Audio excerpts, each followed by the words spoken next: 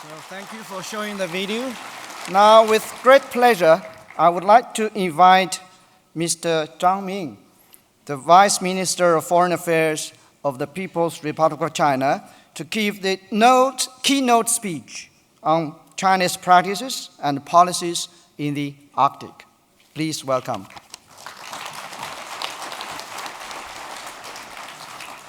Thank you, Mr. Ambassador. Your Excellency President Kim Il-sung, ladies and gentlemen, good morning.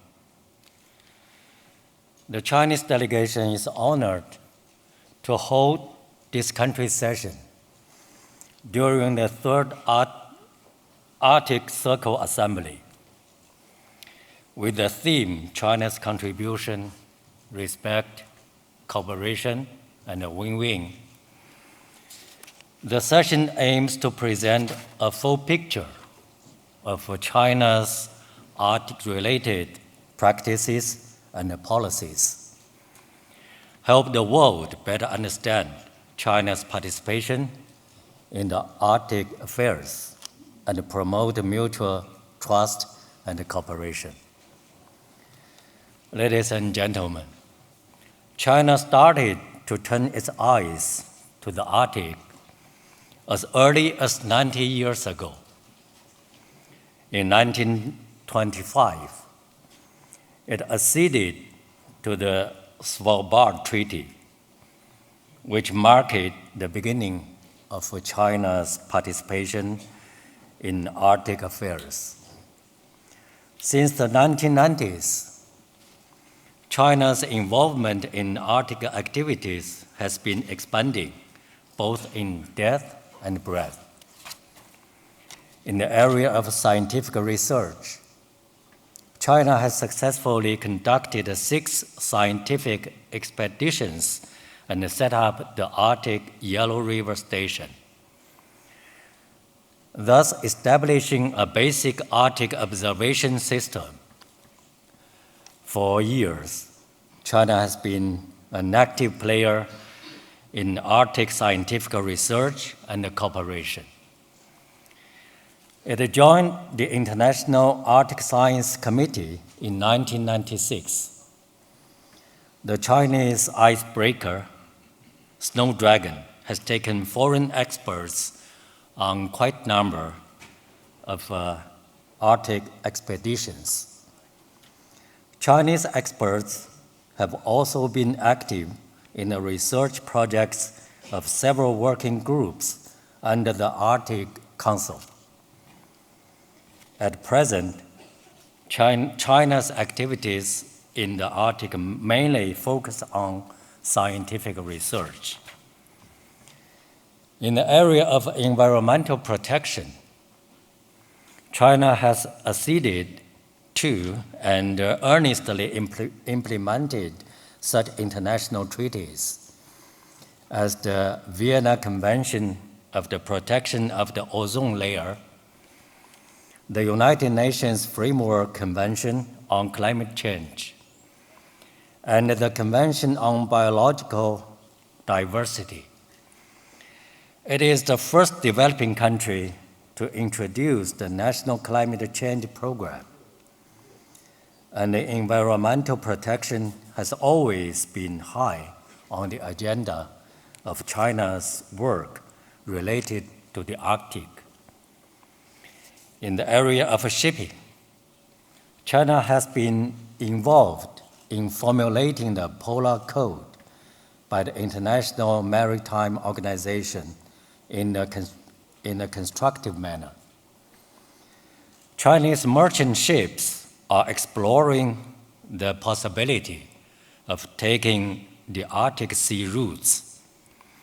China pays close attention to the potential major impact of those sea routes on global shipping and trade, and is ready to participate in the relevant work in a cooperative and practical manner. Regarding the development of Arctic resources, China started rather late in this area. with only a few Chinese businesses joining relevant programs through partnership with foreign companies. China supports proper and orderly development of the Arctic. At the same time, relevant activities should be pursued in accordance with international rules and the domestic laws of Arctic countries, with due respect to the rights and concerns of the indigenous population, and in an eco-friendly and sustainable manner. With respect to the indigenous community in the Arctic region, China respects their traditions and culture and takes seriously their concerns and needs. In 1213, China hosted the 5th World Reindeer Herders Congress.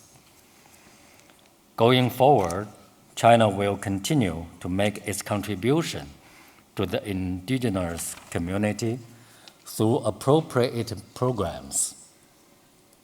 It will provide financing support to relevant funds to support the capacity building of the indigenous people.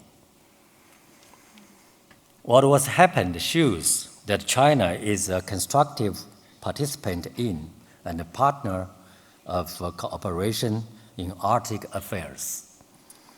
Going forward, China is willing and able to make even greater contribution to the sustainable development of the Arctic. Geographically speaking, China is a near-Arctic state. The changing natural environment and the resources exploration of the Arctic have direct impact on China's climate, environment, agriculture, shipping, trade, as well as social and economic development. Therefore, China is a major stakeholder in the Arctic. As Chinese Foreign Minister Mr. Wang Yi states just now in a video message, China's participation in Arctic affairs has always been guided by 3 principles: respect, cooperation, and win-win. On such basis, China has proposed 6 specific policies regarding Arctic affairs. First, further explore and understand the Arctic. With its unique geographic location and natural environment, the Arctic has great scientific value as an indicator of global climate change and a laboratory for global scientific research. As of today, mankind's exploration and understanding of the Arctic is still limited. This makes it necessary for governments, social organizations, academia, and the business community to work together, further strengthen cooperation, and explore and understand the Arctic in a comprehensive way. This will help lay a solid foundation for the better protection and the utilization of the Arctic. Second, protect and properly utilize the Arctic. The Arctic enjoys great potential as a shipping route and with its rich resources. At the same time, its ecosystem is fragile.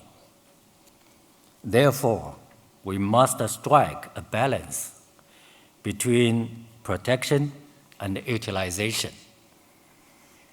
Protecting its ecosystem from irreversible damage while exploring the shipping routes and resources to an extent reasonable and in an orderly manner. Third, respect the inherent rights of Arctic countries and the indigenous people. The territorial sovereignty over the Arctic continent and the islands belong to the Arctic states. They enjoy territorial seas, exclusive economic zones, and continental shelves in the Arctic. The indigenous people account for 1/5 of the Arctic population and have unique cultural tradition and lifestyle. Countries have the obligation to respect and uphold the sovereignty, sovereign rights, and the jurisdiction of the Arctic countries. Respect the traditions and the culture of the Arctic indigenous people and protect the natural environment and the resources they live on. Fourth, respect the rights of non-Arctic countries and the overall interests of the international community. The Arctic seas include high seas and international seabed areas. Non-Arctic countries have the rights to conduct scientific research, navigation, and exploration in the Arctic region under international law. And these rights should be respected and upheld. The international community must work together to protect and utilize the Arctic, and in particular to address such global issues as climate change, ecology, environmental protection, and shipping. At the same time, the overall interests of the international community in the Arctic should be respected as well. Fifth, build a multi-tiered Arctic cooperation framework for win-win results. As the Arctic bears on human survival and development, countries share common responsibilities for the Arctic. The challenges in the Arctic requires joint contribution of all stakeholders, including the expertise, technology, capital, and market that the non-Arctic countries may offer. China proposes that all sides further strengthen communication and coordination to build a cooperation framework at the global, regional, and national levels. Expand channels for governmental and non-governmental cooperation and seek win-win results through cooperation. Sixth, uphold the Arctic governance system based on existing international law. The United Nations Charter, the UN Convention on the Law of the Sea, the Svalbard Treaty, and other international instruments provide the basic legal framework for addressing Arctic issues. Hence, Arctic and non-Arctic countries are entitled to their rights and also shoulder obligations according to law. The rule-based Arctic governance system is working very well.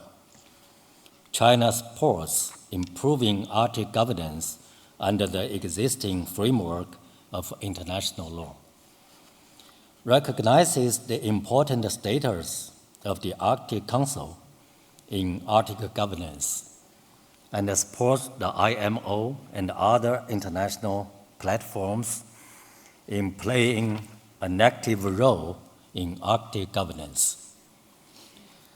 The future of the Arctic concerns not only the well-being of the Arctic countries and the people, but also the overall interests of the entire international community.